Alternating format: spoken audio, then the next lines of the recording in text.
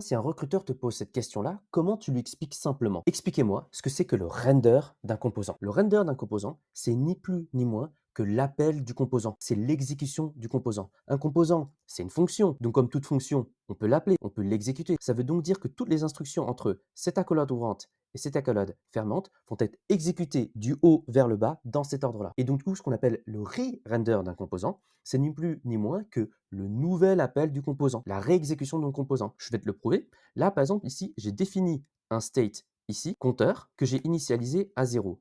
Ce compteur-là, ce state-là, je le projette dans mon affichage via une interpolation GSX, la variable compteur ici.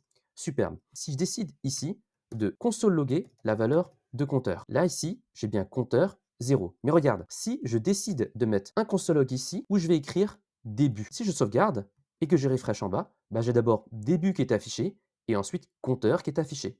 Dans cet ordre-là, parce que d'abord, on a notre console log qui précède la ligne de définition de notre state initialisé à 0, et ensuite, on va avoir l'affichage via un console log de la valeur de mon compteur ici. Et c'est comme ça que ça fonctionne. Et ensuite, lorsqu'on va arriver dans le return ici, on va avoir le contenu de ma page avec le compteur ici. Et c'est comme ça qu'on arrive à avoir l'affichage de mon 0 juste ici, tout simplement.